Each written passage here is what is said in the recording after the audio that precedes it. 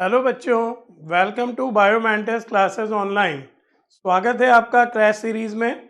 आज हम चालू करेंगे काइनेटिक थ्योरी ऑफ गैसेस। तो हेडिंग डालेंगे काइनेटिक थ्योरी ऑफ गैसेस। पूरा लेसन में आपको बताऊंगा, इतना आपको मिनिमम पता होना चाहिए तो ही आप इसके न्यूमेरिकल कर पाएंगे। हेडिंग डालेंगे काइनेटिक थ्योरी ऑफ गैसेस। कोई शॉर्टकट नहीं, पूरा लेसन हमें करना है। तो सबसे पहले लिखो एजम्पशंस ऑफ काइनेटिक थ्योरी। ये हर 2-3 साल में एजम्पशन पूछे जाते हैं। जितना आप याद कर पाए याद कीजिए। शॉर्ट में मैं लिख रहा हूं एजम्पशंस ऑफ काइनेटिक थ्योरी। इसमें यह माना गया है कि किसी भी गैस के मॉलिक्यूल एक से होते हैं। किसी भी गैस के मान लो 1000 मॉलिक्यूल हैं तो एक से होंगे, और दो अलग अलग गैसों के मॉलिक्यूल अलग अलग होंगे। तो the molecules of a gas, the molecules of a gas are identical। Pen change करूं, are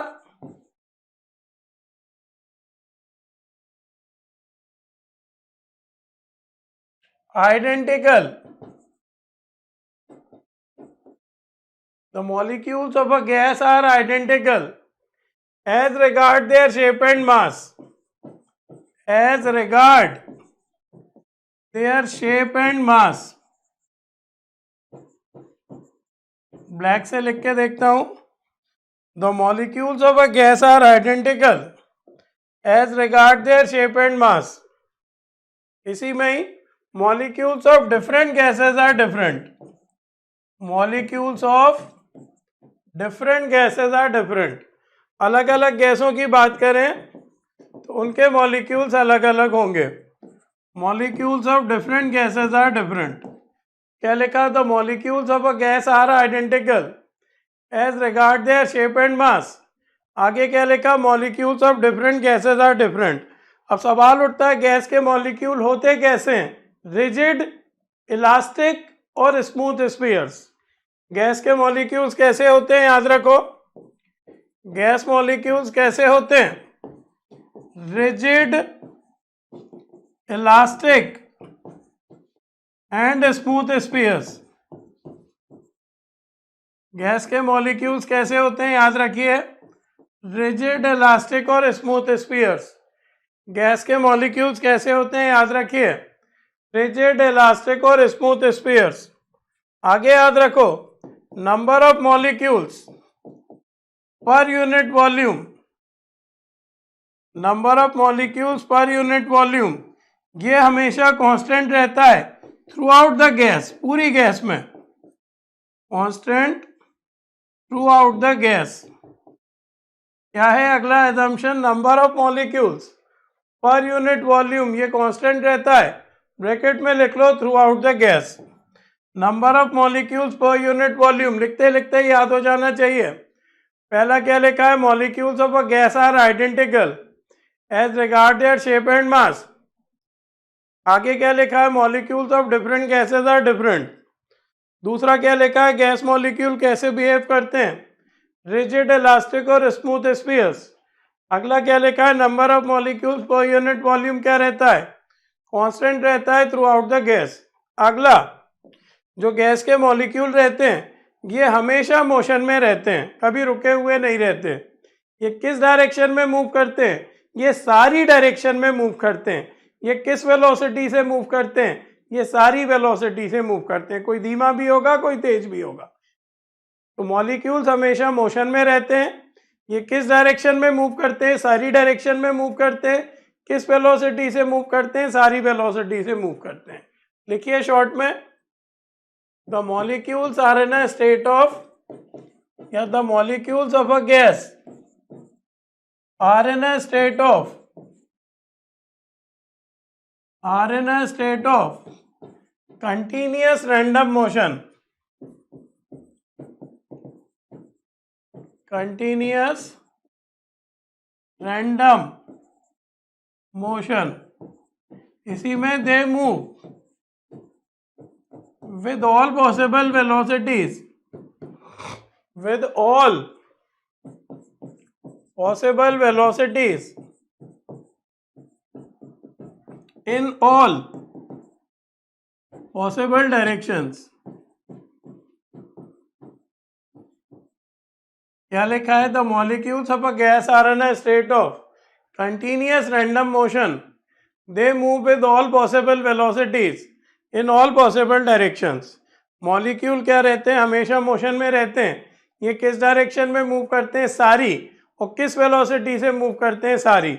अगला, जब मॉलिक्यूल चलेंगे तो एक दूसरे से टकराएंगे, तो मॉलिक्यूल्स एक दूसरे से और दीवारों से, वेसल जो जिस वेसल में भी है उसकी दीवारों से लगातार टकराते हैं। तो ये जो टक्कर होती है ये माना गया परफेक्ट इलास्टिक होती है। ये जो टक्कर होती है क्या माना गया? परफेक्ट इलास्टिक होती है, यानी इन टक्करों में काइनेटिक एनर्जी का कोई लॉस नहीं होता। The molecules collide with one another, the molecules collide with one another and also with the walls of the vessel,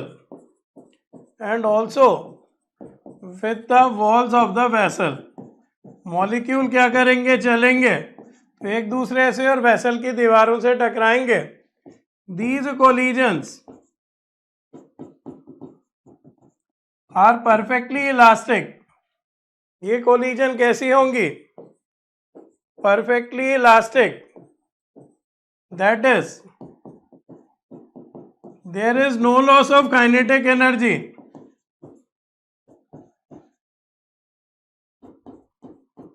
in these collisions. There is no loss of kinetic energy in these collisions. क्या लिखा था? Molecules collide with one another and also with the walls of the vessel। आगे क्या लिखा? These collisions are perfectly elastic, that is there is no loss of kinetic energy in these collisions। अगला बहुत important point है, एक formula आएगा, 2 से 3 बार NEET में पूछा जा चुका है, ध्यान से।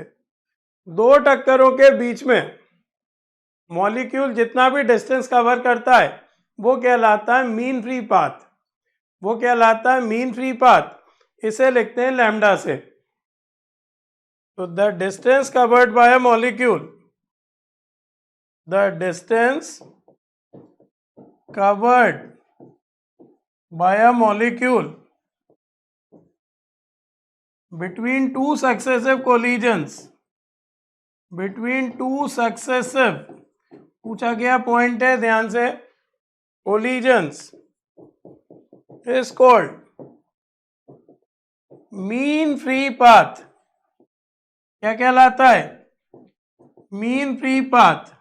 दो टक्करों के बीच में मॉलिक्यूल जितना भी चलेगा वो कहलाएगा मीन फ्री पाथ। क्या फॉर्मूला होता है इसका? लेमडा से लिखते हैं 1/√2 पाई ND²। याद रखिएगा मीन फ्री पाथ का फॉर्मूला 1/√2 पाई ND²। N है यहाँ पे number of molecules per unit volume, और D है लेमडा तो हो गया मीन फ्री पाथ, D है diameter of gas molecule, N क्या है? Number of molecules per unit volume, और T है diameter of gas molecule, D है डायमीटर ऑफ गैस मॉलिक्यूल। अगला, तो दो टक्करों के बीच में मॉलिक्यूल जितना चलता है वो क्या कहलाता है? Mean free path. क्या फॉर्मूला होता है इसका? Lambda equal to 1/√2 pi ND²। अगला लिख रहे हैं, जो मॉलिक्यूल्स होते हैं उनके पास किसी तरह की पोटेंशियल एनर्जी नहीं होती है, इनकी पूरी एनर्जी काइनेटिक फॉर्म में होती है। मॉलिक्यूल्स के पास किसी तरह की कोई पोटेंशियल एनर्जी नहीं होती है। या पहले कोलिजन के बारे में लिख लो। अगला लिखो, the collisions are instantaneous. Collision की बातें हो रही हैं तो कोलिजन के बारे में लिख लो, the collisions are instantaneous. Instantaneous that is, मतलब समझिए इसका, कोलिजन इंस्टेंटेनियस होते हैं। इसका मतलब ये है कि जैसे मॉलिक्यूल है दो, ये टकराए और फिर थोड़ी देर बाद और एक और टक्कर हुई, यहाँ एक टक्कर हुई और यहाँ एक टक्कर हुई, तो टक्कर में कम टाइम लगता है। और दो कॉन्जिक्यूटिव टक्करों के बीच में ज्यादा टाइम लगता है। कौन सा टाइम कम होता है, कौन सा टाइम ज्यादा? टक्कर में लगा टाइम कम होता है और दो टक्करों के बीच में लगा टाइम कंपैरेटिवली ज्यादा होता है। The collisions are instantaneous, that is the time spent by a molecule, ये जितना याद हो पाए बेटा आपको, the time spent by a molecule in a collision, ये छोटा होगा। The time spent by a molecule in a collision is very small as compared to the time elapsed between two successive collisions, as compared to the time elapsed between two successive collisions. क्या लिखा? The collisions are instantaneous, that is the time spent by a molecule in a collision is very small as compared to the time elapsed between two successive collisions. Last point लिख लीजिए, molecules के पास किसी तरह की कोई potential energy नहीं होती है। क्यों नहीं होती है वो भी रीजन लिखवा रहा हूं, उनके पास पूरी एनर्जी काइनेटिक फॉर्म में होती है। The molecules do not exert, the molecules do not exert any force of attraction or repulsion on each other. याद रखो, the molecules do not exert any force of attraction or repulsion on each other. The molecules do not exert any force of attraction or repulsion on each other. So molecules do not possess any potential energy. So molecules do not possess any potential energy. Their energy is wholly kinetic.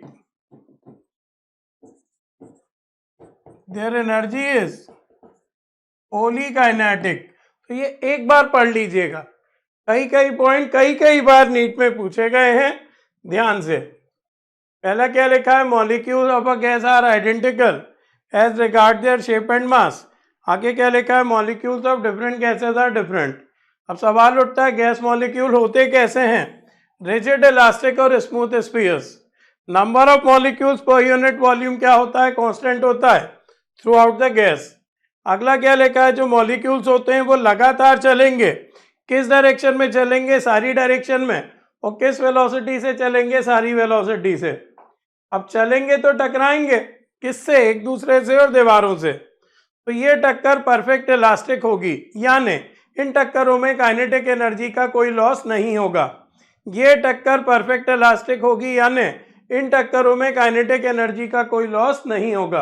अगला, दो टक्करों के बीच चले distance को कहते हैं mean free path. दो टक्करों के बीच चले गए डिस्टेंस को क्या कहते हैं? Mean free path. इसको लैम्डा से लिखते हैं। लैम्डा का फॉर्मूला होता है 1/√2 पाई ND स्क्वायर, यानी यहाँ पर क्या है? Number of molecules per unit volume, और D क्या है? Diameter of gas molecule. अगला क्या लिखा है? कोलिजन जो होते हैं इंस्टेंटेनियस होते हैं, यानी टक्कर में कम टाइम लगेगा और दो टक्करों के बीच में ज्यादा टाइम लगेगा। आखिरी पॉइंट, मॉलिक्यूल्स एक दूसरे पे किसी तरह का कोई अट्रैक्शन या रिपल्सिव फोर्स नहीं लगाते, इसलिए मॉलिक्यूल्स के पास कोई पोटेंशियल एनर्जी नहीं होती है। इनकी पूरी एनर्जी काइनेटिक एनर्जी के फॉर्म में होती है।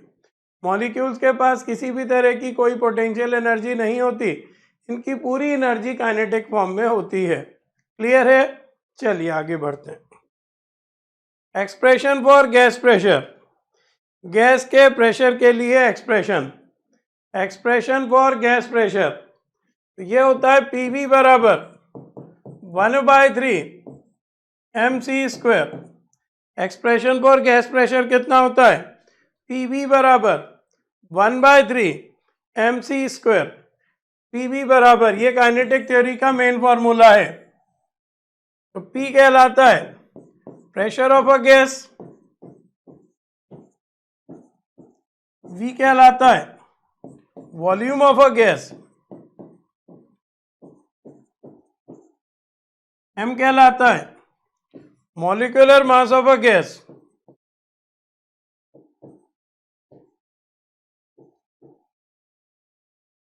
और C कहलाता है root mean square velocity of gas molecules. Root mean square, गैसों की कौन सी वेलोसिटी की बात होती है? Root mean square velocity of gas molecules. ठीक है, कहलाता है root mean square velocity of gas molecules. P यहां पर क्या है? प्रेशर। V यहां पर क्या है? वॉल्यूम। M क्या है यहां पर? Molecular mass. और C क्या है यहां पर? Root mean square velocity of gas molecules. इसके कुछ फॉर्मूले और याद रख लो, इसी से आएंगे। एक होता है C का रूट 3RT/m, डायरेक्ट लगाएंगे, जिससे C कौन सा निकलता है? CRMS। और एक और होता है C का रूट में 3P/ρ। ये भी याद रखिएगा, ये तो है ही एक फर्स्ट। ये इक्वेशन भी याद रखो, ये इक्वेशन भी याद रखो। वेलोसिटी को इस लेसन में C से लिखो, क्योंकि V फिक्स हो गया है वॉल्यूम के लिए, किसी तरह का कंफ्यूजन नहीं रहेगा। छोटे V और बड़े V से लिखने में अक्सर हम कंफ्यूज होंगे कि वेलोसिटी था कि वॉल्यूम था। तो इस काइनेटिक थ्योरी में वेलोसिटी को C से लिखने की आदत डालो।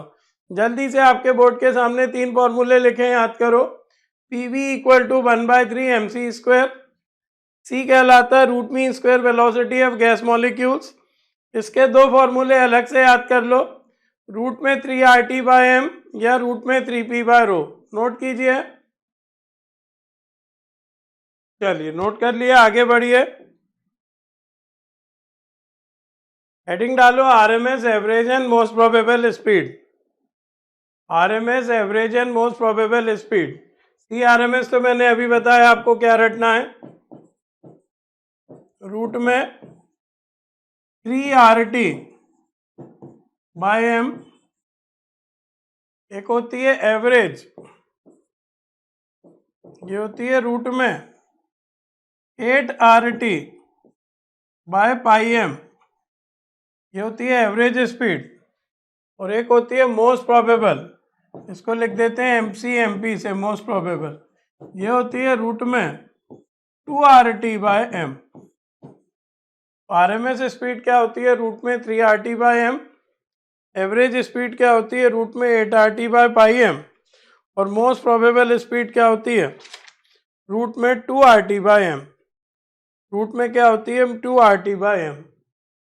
तो रूट में 3RT/m किसकी है? RMS स्पीड है। रूट में 8RT/πm, 8 को डिवाइड करो 3.14 से, 2 से तो ज़्यादा ही आएगा, है ना। 8/3 2 से ज़्यादा आएगा। और C मोस्ट प्रोबेबल रूट में 2RT/m आ रही है। कुल मिला के तीनों फॉर्मूलों से ये प्रूव हो रहा है कि सबसे बड़ी, याद रखो, RMS स्पीड होती है, उसके बाद एवरेज स्पीड होती है, और सबसे छोटी मोस्ट प्रोबेबल स्पीड होती है। सबसे छोटी मोस्ट प्रोबेबल स्पीड होती है। सबसे छोटी मोस्ट प्रोबेबल स्पीड होती है। देख सकते हो यहाँ 3 आ रहा है, ये 2 से ज़्यादा आ रहा है, 8/π वो 2 आ रहा है। तो RMS स्पीड सबसे ज़्यादा, ध्यान रखो। एवरेज स्पीड उससे कम, मोस्ट प्रोबेबल स्पीड सबसे कम। मोस्ट प्रोबेबल स्पीड सबसे कम। इससे क्या प्रूव हो रहा है? ज़्यादातर मॉलिक्यूल मोस्ट प्रोबेबल स्पीड से चलते हैं, यानी धीमे रहते हैं। क्लियर है? तो ये फॉर्मूले याद रख लेना। रूट में 3RT/m तो RMS स्पीड, रूट में 8RT/πm तो एवरेज स्पीड, और रूट में 2RT/m तो मोस्ट प्रोबेबल स्पीड। क्लियर है? अब क्या है बेटा, केमिस्ट्री जैसा ये हो जाएगा लेसन। सबसे इंपॉर्टेंट चीज क्या है मैं आपको बता दूं, काइनेटिक थ्योरी को थर्मोडायनेमिक्स से अलग करना, है ना। काइनेटिक थ्योरी और थर्मोडायनेमिक्स खिचड़ी है बेटा, बिल्कुल, जिन्हें हम कितनी भी कोशिश करें अलग नहीं कर सकते। तो मेन चीज यही है, इसमें हम काइनेटिक थ्योरी या सिर्फ काइनेटिक थ्योरी पढ़ना है, बहुत ध्यान से। हेडिंग डालो बॉयल्स लॉ। प्योर केमिस्ट्री की चीजें चालू हो गई हैं। 9-10 क्लास से आपको ये सब चीजें पढ़ाई जाती हैं। बॉयल का लॉ कह रहा है, क्या कहता है कि P उल्टा चलेगा V के। बिल्कुल शॉर्ट में लिखेंगे बस, मैथमेटिकल। टेम्परेचर क्या रहेगा? कांस्टेंट रहेगा। प्रेशर उल्टा चलता है वॉल्यूम के, टेम्परेचर क्या चलता है, कांस्टेंट चलता है। प्रेशर उल्टा चलता है वॉल्यूम के, कब, एट कांस्टेंट टेम्परेचर। प्रेशर उल्टा चलता है वॉल्यूम के कब बेटा, एट कांस्टेंट टेम्परेचर। प्रेशर उल्टा चलता है वॉल्यूम के कब, एट कांस्टेंट टेम्परेचर। क्लियर है। अगला है चार्ल्स लॉ। ये होता है V proportional to T, volume proportional to temperature. इसमें प्रेशर को कांस्टेंट कर दो, वॉल्यूम प्रोपोर्शनल टू टेम्परेचर, तो प्रेशर को कांस्टेंट कर दो। वॉल्यूम प्रोपोर्शनल टू टेम्परेचर, तो प्रेशर को कांस्टेंट कर दो। चार्ल्स लॉ क्या कहता है, volume proportional to temperature, pressure को कांस्टेंट कर दो। Volume proportional to temperature, pressure को कांस्टेंट कर दो। क्लियर है। तो तीन चीजें होती हैं। अगला है प्रेशर लॉ, तो प्रेशर प्रोपोर्शनल टू टेम्परेचर।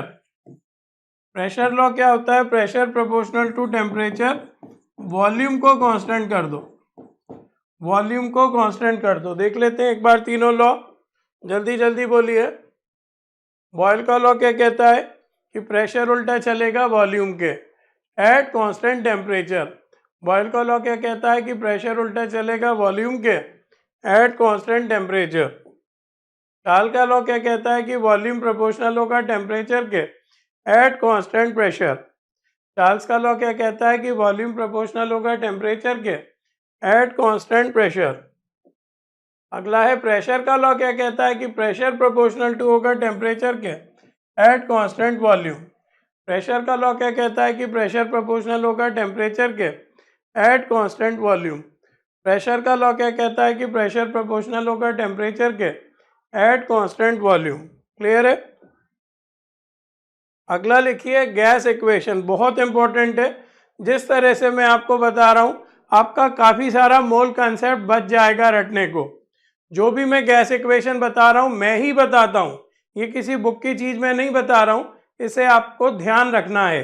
बहुत सिंपल करके मैं गैस इक्वेशन बताऊंगा। गैस इक्वेशन सिर्फ इतनी होती है, PV/T इक्वल टू कांस्टेंट। मुझे पूरा बोर्ड चाहिए, एक काम करते हैं हेडिंग डालिए गैस इक्वेशन की और यहाँ सिर्फ इतना लिखिए।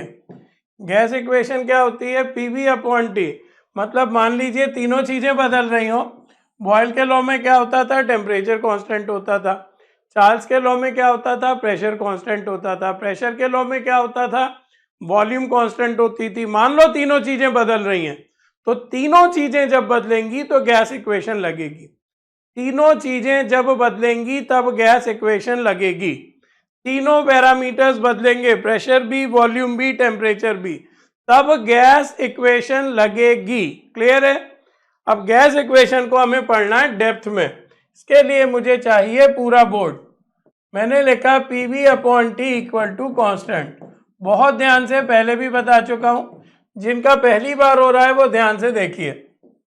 अब इस इक्वेशन की अलग अलग शक्लें होती हैं। मेन गैस इक्वेशन कितनी है, सिर्फ इतनी कि PV/T इक्वल टू कांस्टेंट।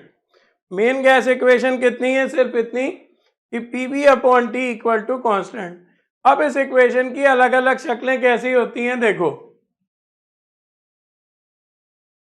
यहां लिखो फॉर 1 मोल, और छोटा कर देता हूं, है ना, मुझे जगह चाहिए बेटा, जगह का खेल है। दूसरी शीट पे चले गए तो दिक्कत हो जाएगी।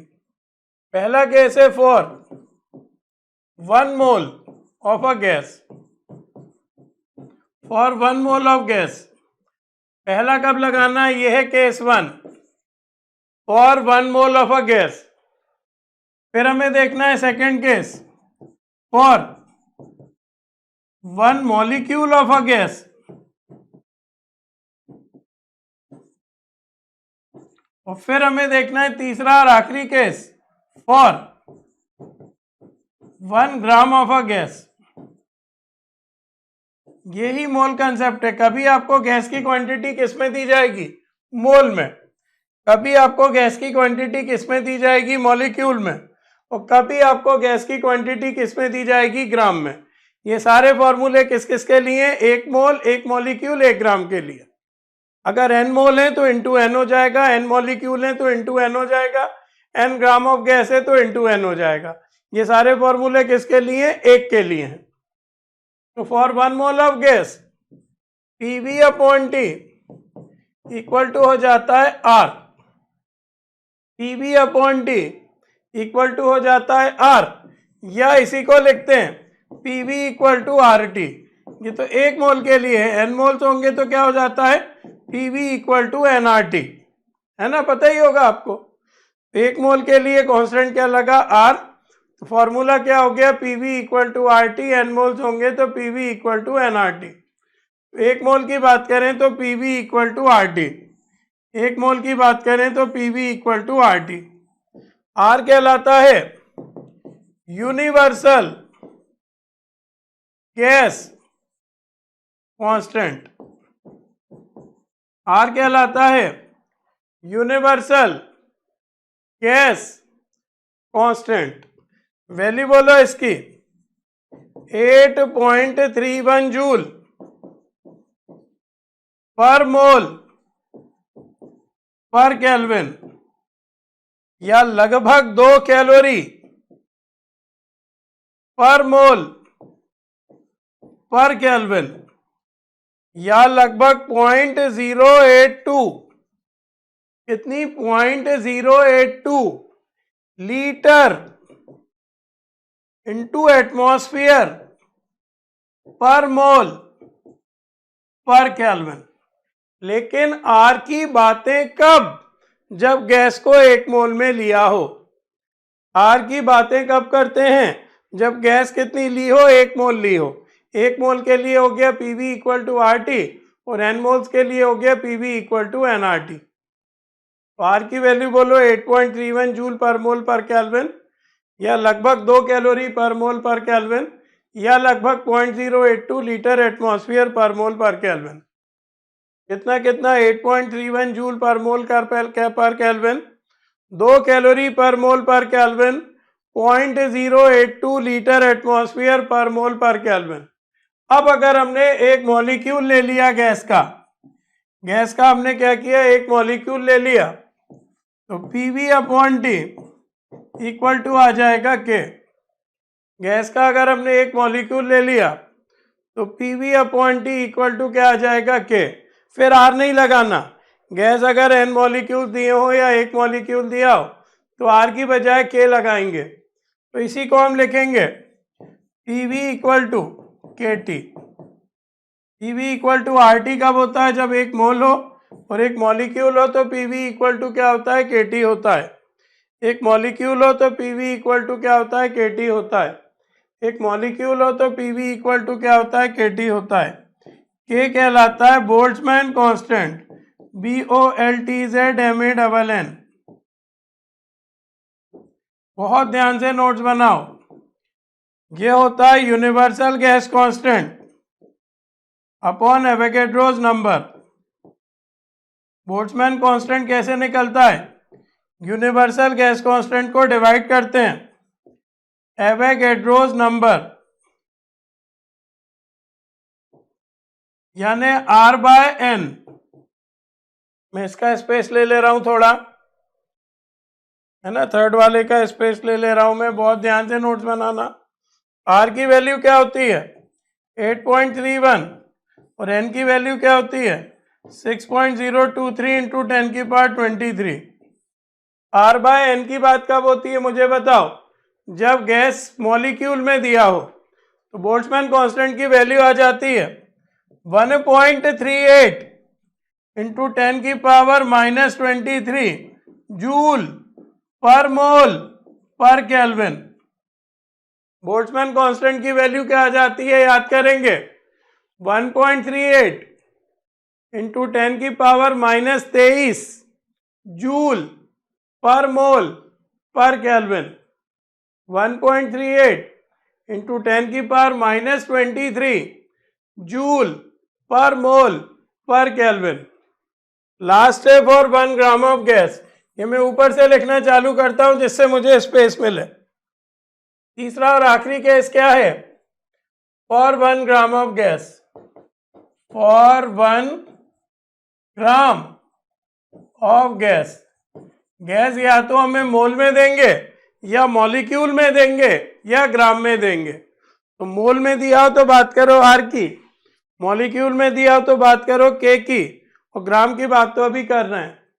ये हो जाएगा PV upon T is equal to K dash, या इसी को लिखेंगे PV equal to K dash T, PV equal to K dash T, PV upon T equal to K dash, PV equal to K dash T, PV upon T equal to K dash. तो PV equal to क्या हो जाएगा, के dash T. के dash कहलाता है specific gas constant. के dash क्या कहलाता है, बहुत ध्यान से नोट्स बनाना। ये होता है universal gas constant upon molecular weight of gas. क्या होता है, universal gas constant upon molecular weight of gas. यानी के डैश होता है, यहां लिखूं तो R by M, capital M।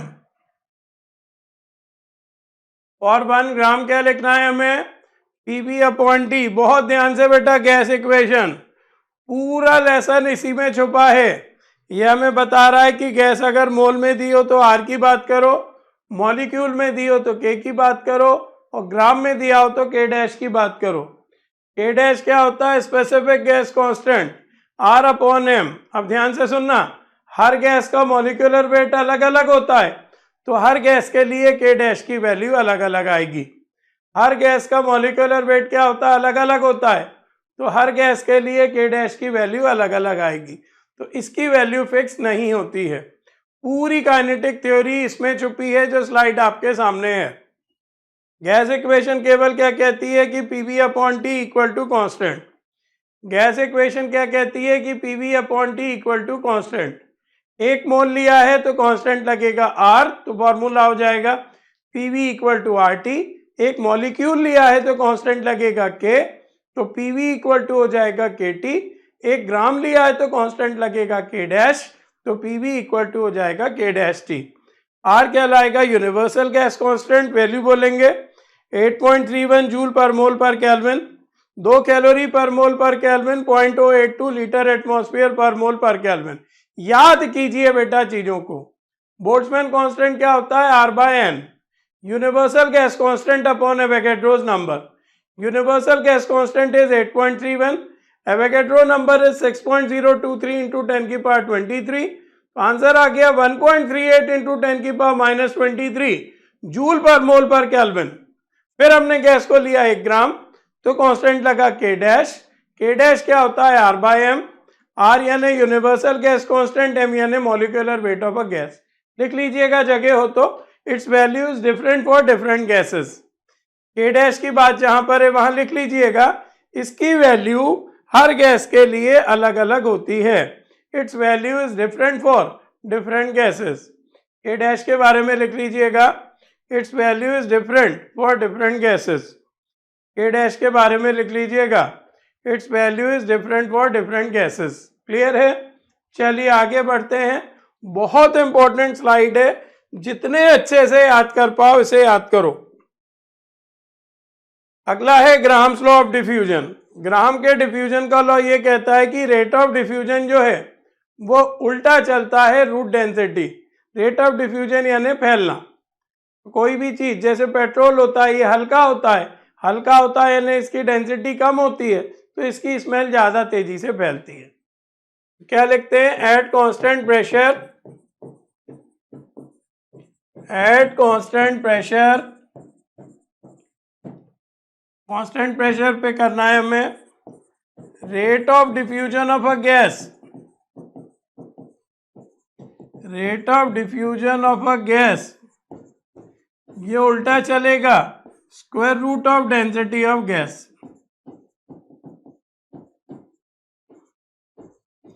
किसी भी गैस के डिफ्यूजन का रेट उल्टा चलता है square root of density of gas. Rate of diffusion of a gas ये उल्टा चलेगा square root of density of a gas, तो आर उल्टा चलेगा 1 बाय रूट रो, आर उल्टा चलेगा 1 बाय रूट रो, आर उल्टा चलेगा 1 by root rho. Rate of diffusion of a gas ये उल्टा चलेगा स्क्वायर रूट ऑफ डेंसिटी के, आर उल्टा चलेगा 1/√ρ। Rate of diffusion of a gas ये उल्टा चलेगा स्क्वायर रूट ऑफ डेंसिटी के, तो आर उल्टा चलेगा 1/√ρ के। Rate of diffusion of a gas ये उल्टा चलेगा स्क्वायर रूट ऑफ डेंसिटी के, मतलब जिन गैसों की डेंसिटी कम होगी वो जल्दी फैलेंगी और जिन गैसों की डेंसिटी ज़्यादा होगी वो देर में फैलेंगी। रेट ऑफ डिफ्यूजन उल्टा चलता है रूट डेंसिटी के, प्रेशर को क्या रखते हैं, कांस्टेंट रखते हैं। रेट ऑफ डिफ्यूजन उल्टा चलता है रूट डेंसिटी के, प्रेशर को क्या रखते हैं, कांस्टेंट रखते हैं। रेट ऑफ डिफ्यूजन उल्टा चलता है रूट डेंसिटी के, प्रेशर को क्या रखते हैं, कांस्टेंट रखते हैं। याद रखिएगा। अगला है Dalton's law of partial pressure. Dalton's law of partial pressure ये कहता है कि दो गैसों को अगर हम मिक्स करें तो उनके प्रेशर्स भी ऐड हो जाते हैं। डाल्टन्स लॉ क्या कहता है कि दो गैसों को मिक्स करने पर उनके प्रेशर भी क्या हो जाते हैं, ऐड हो जाते हैं, प्रोवाइडेड वो दोनों गैस एक दूसरे से रिएक्ट ना करें। दो गैसों को मिक्स करने पर क्या होता है, उनके प्रेशर्स ऐड हो जाते हैं जबकि वो एक दूसरे से रिएक्ट ना करें। शॉर्ट में लिख लीजिए the total pressure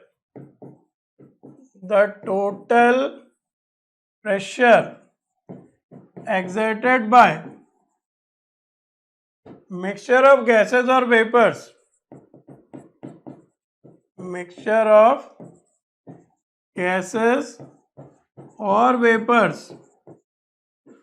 which do not interact in any way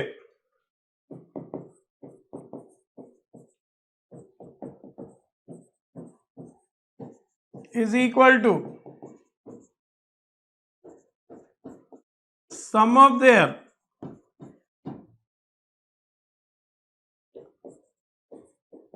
partial pressures।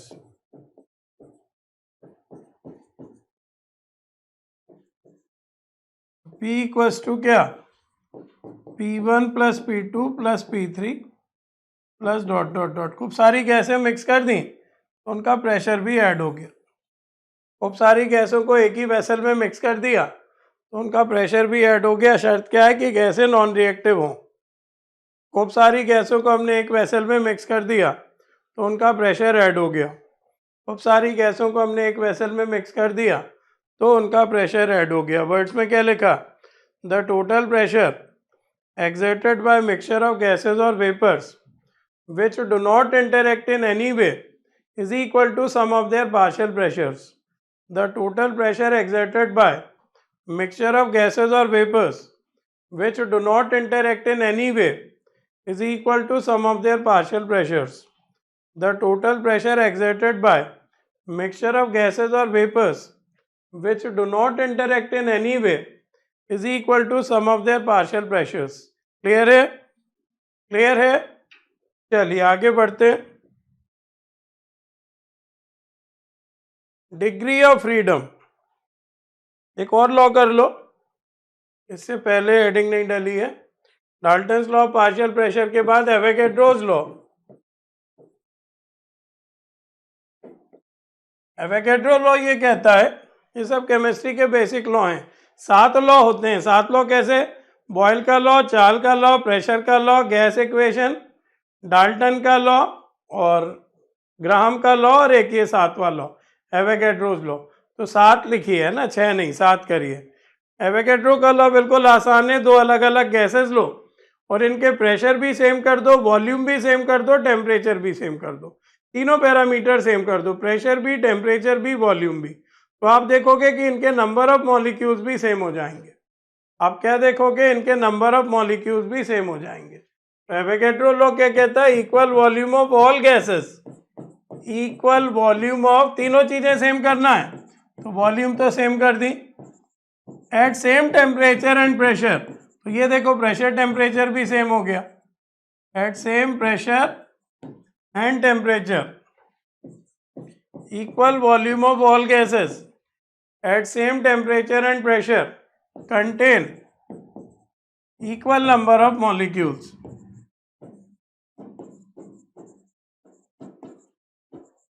क्या बेटा? Equal volume of all gases at same pressure and temperature contain equal number of molecules. क्या समझाया मैंने?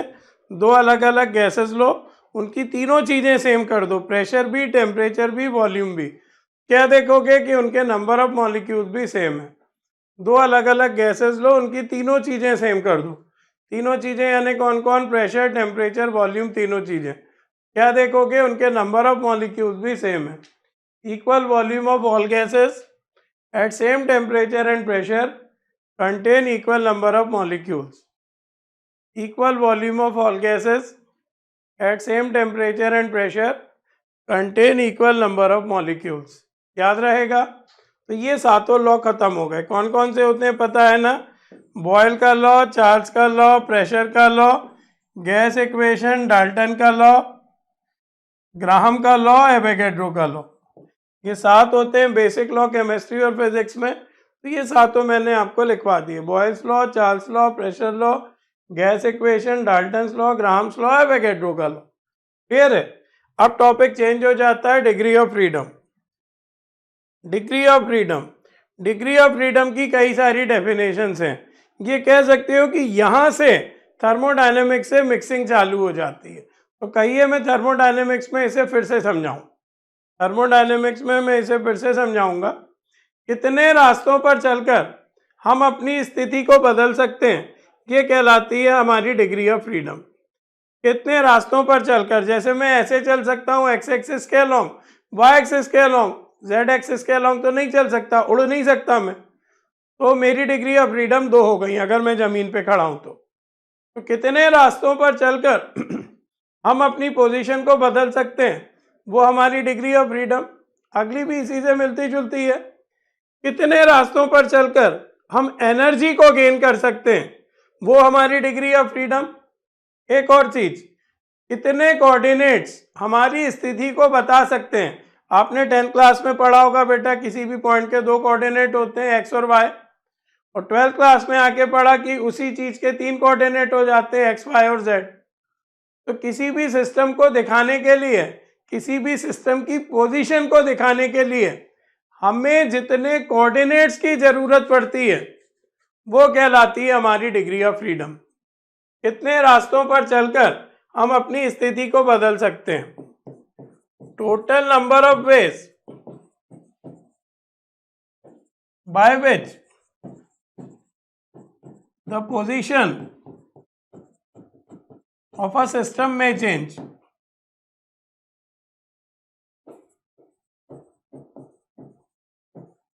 है ना? किसी भी सिस्टम की पोजीशन कितने तरीके से बदल सकती है, वो डिग्री ऑफ फ्रीडम। अगला, total number of ways by which the system में gain energy.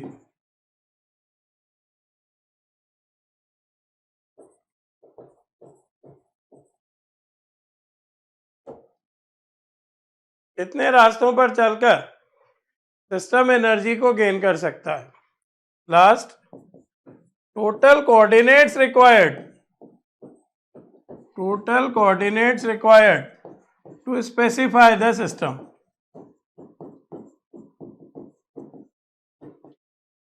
To specify the position of the system. किसी भी सिस्टम की पोजीशन को दिखाने के लिए हमें कितने कोऑर्डिनेट्स की जरूरत पड़ती है, वो हमारे डिग्री ऑफ फ्रीडम। पहला क्या है? पहला क्या है? कितने रास्तों पर चलकर हम अपनी पोजीशन को बदल सकते हैं। दूसरा क्या है? कितने रास्तों पर चलकर हम एनर्जी को गेन कर सकते हैं। तीसरा क्या है कि कितने कोऑर्डिनेट्स की मदद से हम अपनी पोजीशन को दिखा सकते हैं। कितने कोऑर्डिनेट्स की मदद से हम अपनी पोजीशन को दिखा सकते हैं। कितने कोऑर्डिनेट्स की मदद से हम अपनी पोजीशन को दिखा सकते हैं, वो हमारा डिग्री ऑफ फ्रीडम। पहला क्या है बेटा? कितने रास्तों पर चलकर हमारी पोजीशन बदलेगी, वो डिग्री ऑफ फ्रीडम। दूसरा क्या है? कितने रास्तों पर चलकर हम एनर्जी को गेन करेंगे, वो डिग्री ऑफ फ्रीडम। तीसरा क्या है? कितने कोऑर्डिनेट्स की हेल्प से हम अपनी पोजीशन को दिखाएंगे, वो हमारा डिग्री ऑफ फ्रीडम। अब थोड़ा सा रटने वाला काम, यहाँ लिखो गैस, यहाँ लिखो डिग्री ऑफ फ्रीडम। ये जितना याद कर पाओ, नहीं ये तो याद करना ही है। गैस लो मोनो एटॉमिक, तो डिग्री ऑफ फ्रीडम लो 3। फिर लिखो diatomic, diatomic degree of freedom लिखो 5। फिर लिखो linear triatomic, linear triatomic degree of freedom लिखो 7। चौथा नॉन लीनियर ट्राई एटॉमिक,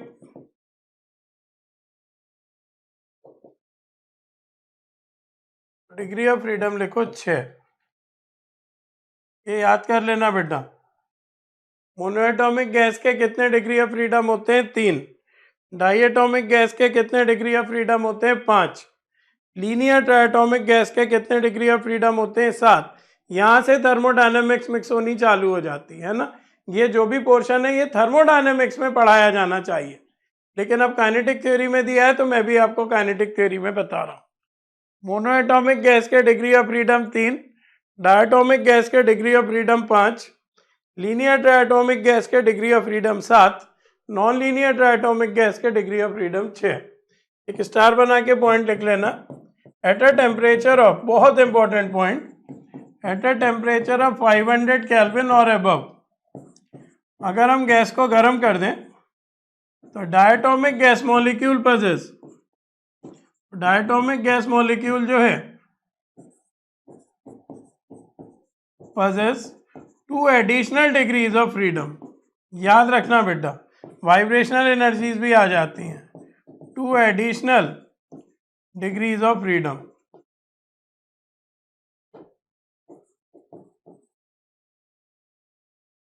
क्या लिखा बेटा? At a temperature of 500 kelvin और above, diatomic gas molecule possess 2 additional degrees of freedom.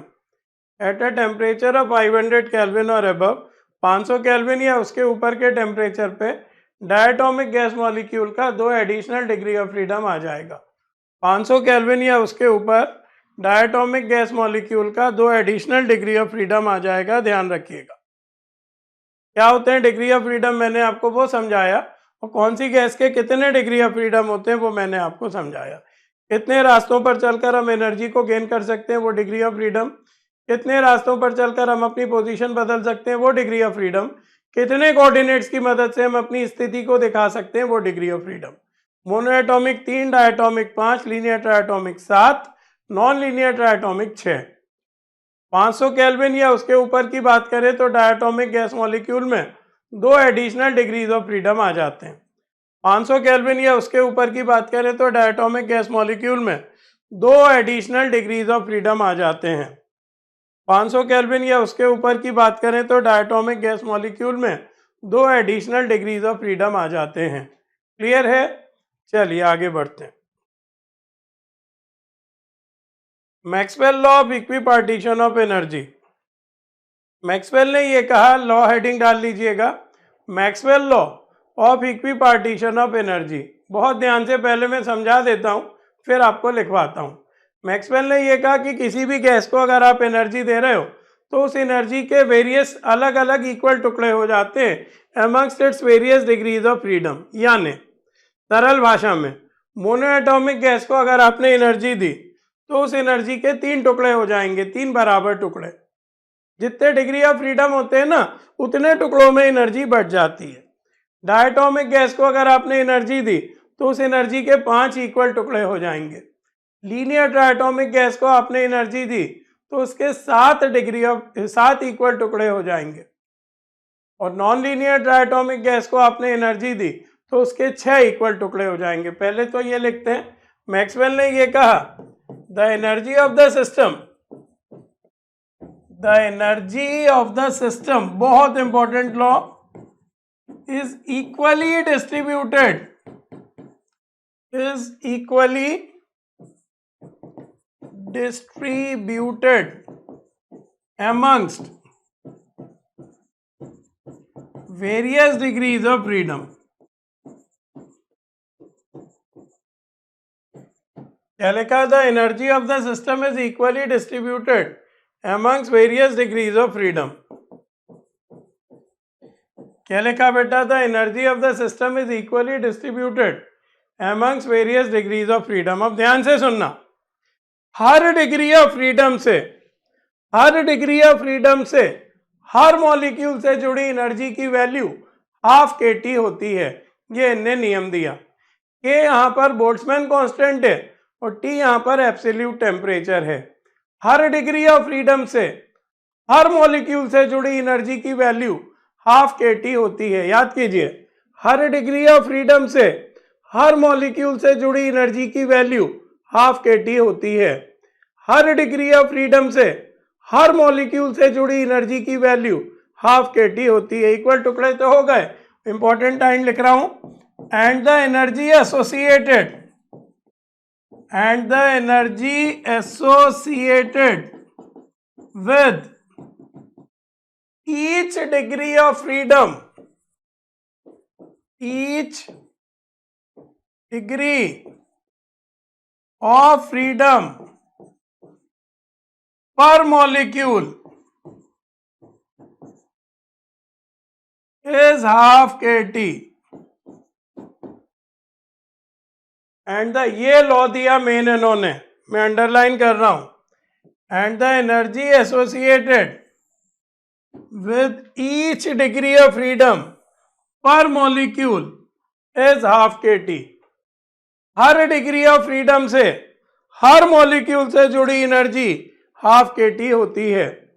Her degree of freedom से हर molecule से जुड़ी एनर्जी हाफ kT होती है। हर डिग्री ऑफ फ्रीडम से हर मॉलिक्यूल से जुड़ी एनर्जी हाफ kT होती है।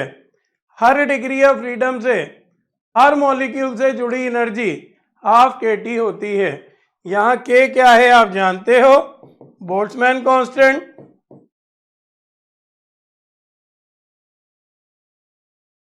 वैल्यू भी आपको याद है, 1.38 इंटू 10 की पावर -23 जूल पर मोल पर केल्विन।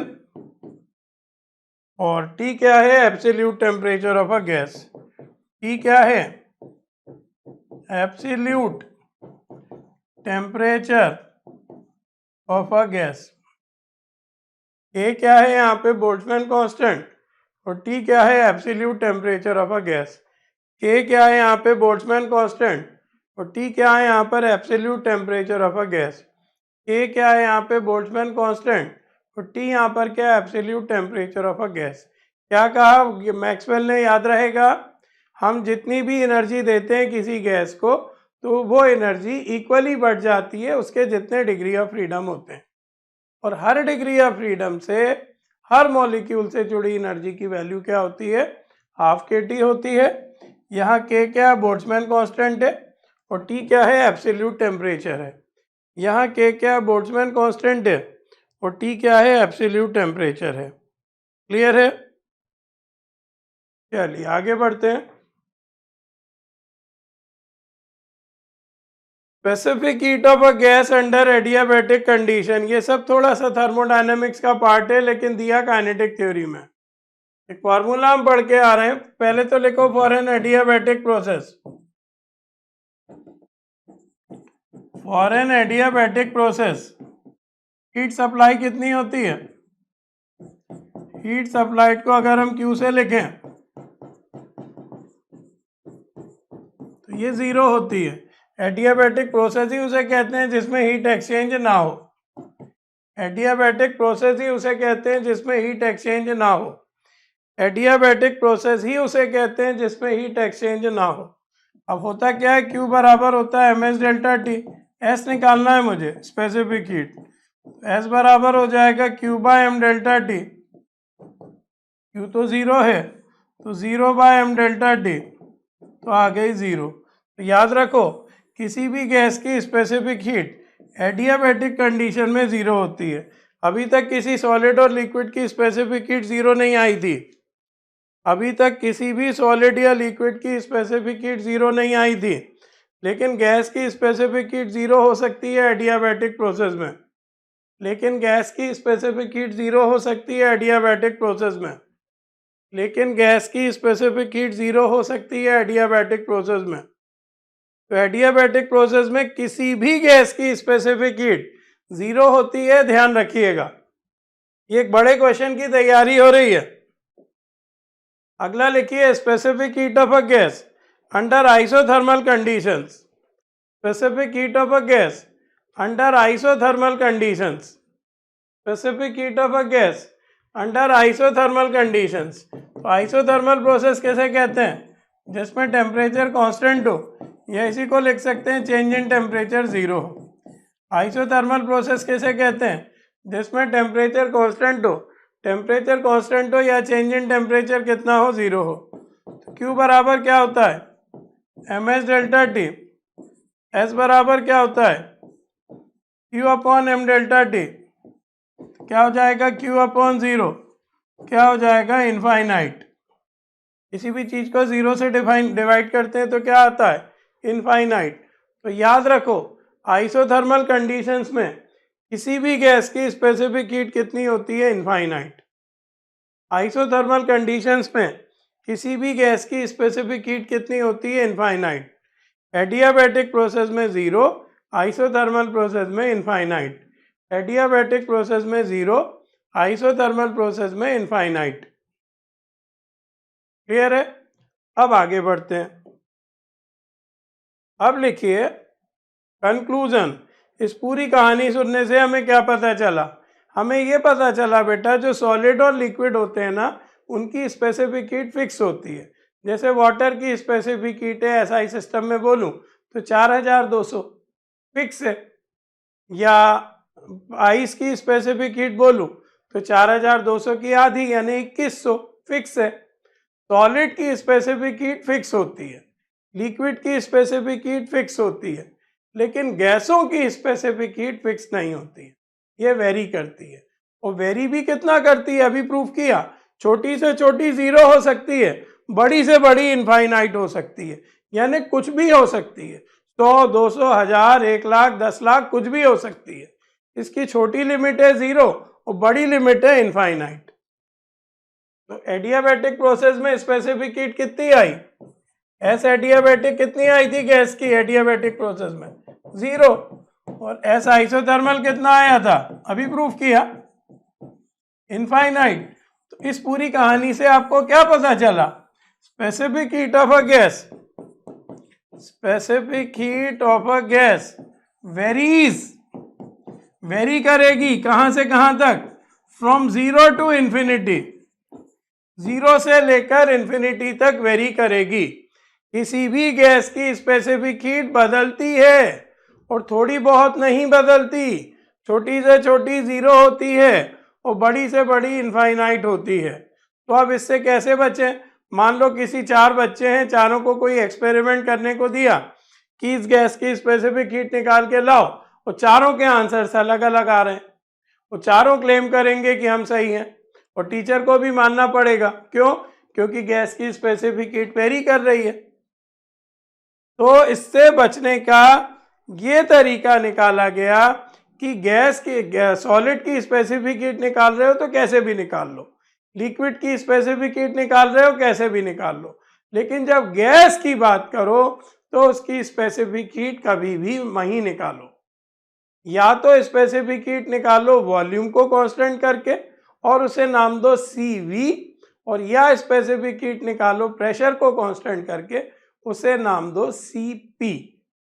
क्लियर है? हर का भी मत निकालो। कब निकालो? या तो वॉल्यूम को कांस्टेंट करके निकालो तो बात करो CV की, और या तो प्रेशर को कांस्टेंट करके निकालो तो ना बात करो CP की। तो लिखो that's why it is necessary to define two specific heats of a gas. Gas solid की एक स्पेसिफिक हीट होती है, लिक्विड की भी एक स्पेसिफिक हीट होती है, गैसों की 2 स्पेसिफिक हीट्स होती हैं। क्यों? रीजन लिखा हुआ है, 2 specific heats of a gas. इसी कारण से गैस की दो स्पेसिफिक हीट्स को डिफाइन किया जाता है। पहला, specific heat of a gas at constant volume.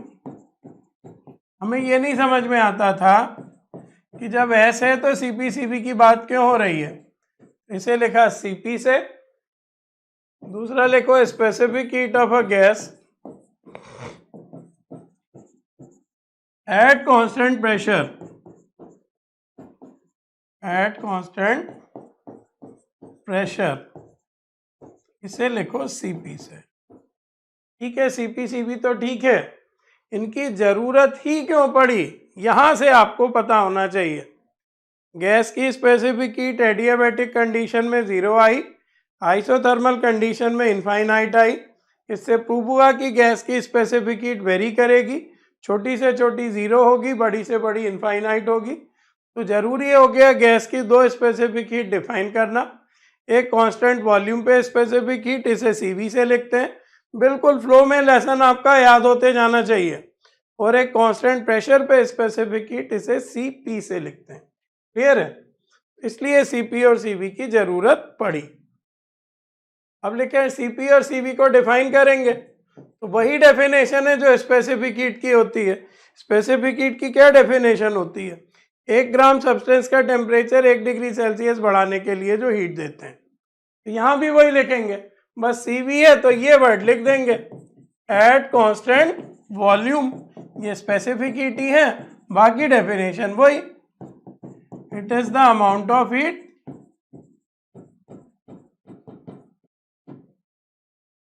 Required, 1 gram की जगह 1 मोल कर देते हैं, to raise the temperature of 1 mole of a gas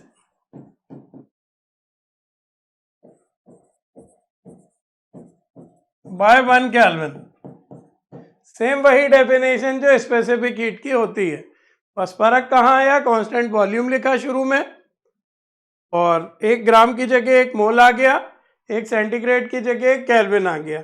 same ऐसे डिफाइन करेंगे सीपी को, एट कांस्टेंट वॉल्यूम, बाकी वही, एट कांस्टेंट प्रेशर बेटा, एट कांस्टेंट प्रेशर, बाकी पूरा वही। It is the amount of heat same required to raise the temperature of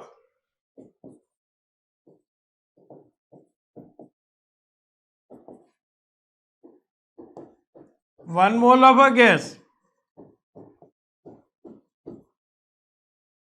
by 1 Kelvin।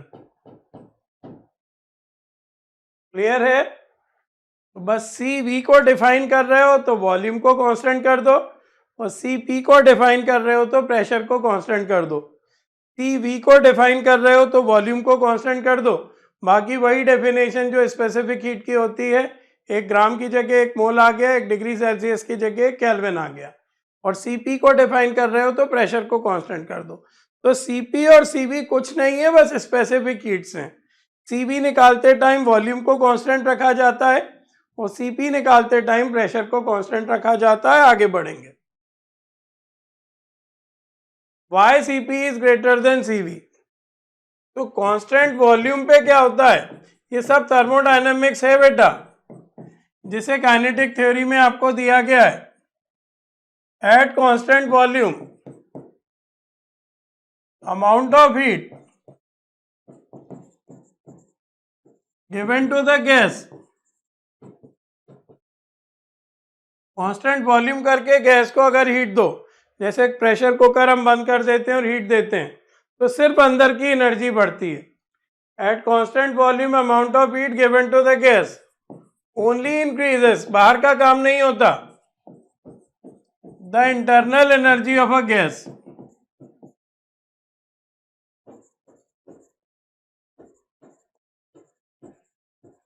Constant volume पे किसी गैस को हीट कर रहे हो तो क्या होगा?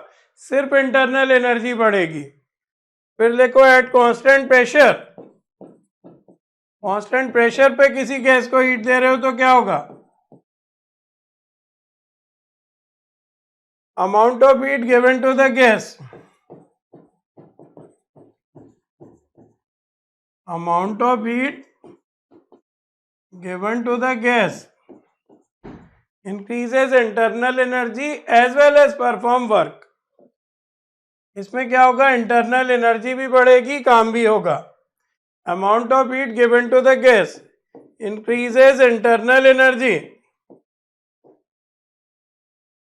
as well as perform work, as well as perform external work. ये सब थर्मोडायनेमिक्स में और अच्छे से पढ़ेंगे.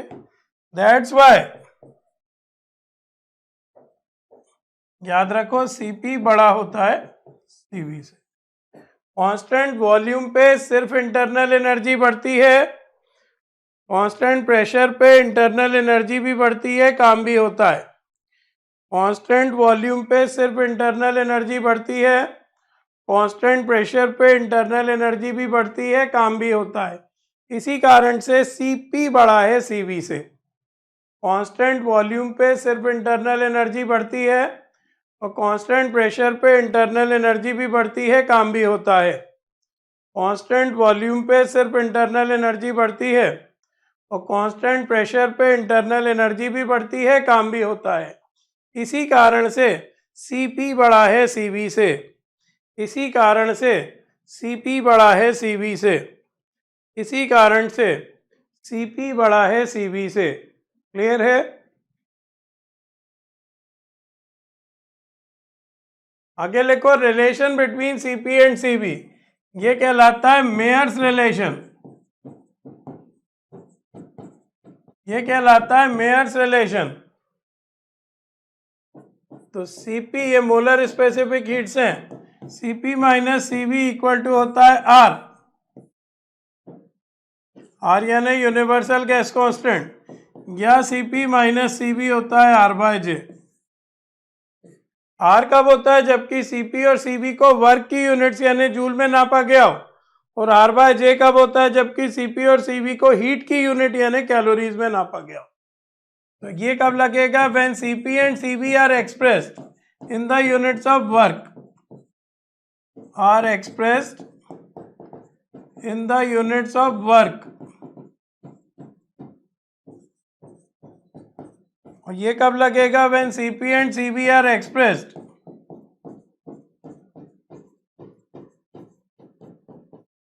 इन द यूनिट्स ऑफ हीट.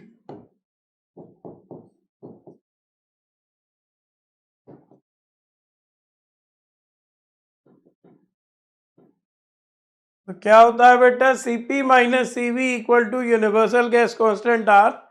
ये कब लगेगा, जबकि Cp और Cv को वर्क की यूनिट्स में नापा गया हो. और Cp minus Cv is equal to R by J. ये कब लगेगा, जबकि Cp और Cv को हीट की यूनिट्स में नापा गया हो. Cp minus Cv equal to R. ये कब लगेगा, जबकि Cp और Cv को वर्क की यूनिट में नापा गया हो. और Cp minus Cv equal to R by J.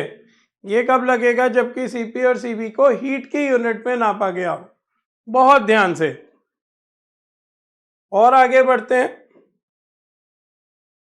Cp and Cv for various gases, बहुत इंपॉर्टेंट टेबल है. इसमें मान के चलिए जो भी मैं स्लाइड पे बनाऊंगा आपके 1 से 2 ऑब्जेक्टिव छुपे हैं. इनके बिना पेपर नहीं बनेगा. पेज चेंज कर लेता हूं, हेडिंग डाल लीजिए Cp and Cv for various gases. ये जितने अच्छे से हो सके याद करो. यहां लिखो गैस, यहां लिखो डिग्री ऑफ फ्रीडम,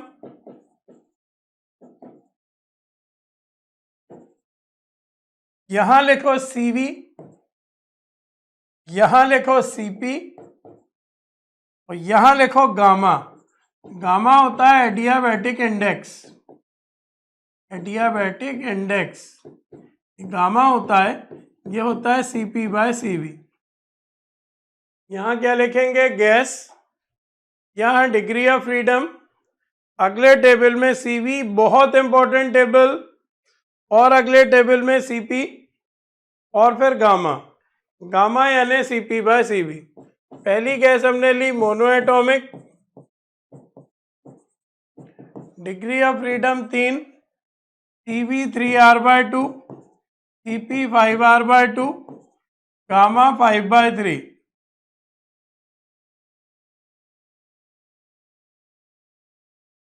दूसरा डायटोमिक,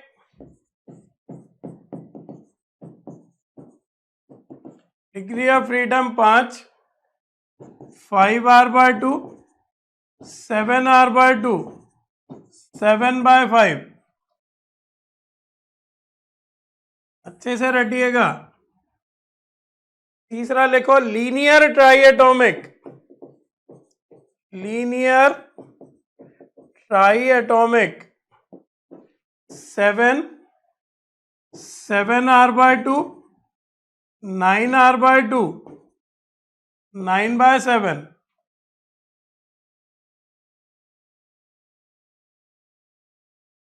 अगला बेटा non linear ट्राइएटोमिक, non linear try atomic 6, यहां लिखो 3r, यहां लिखो 4r, गामा लिखो 4/3।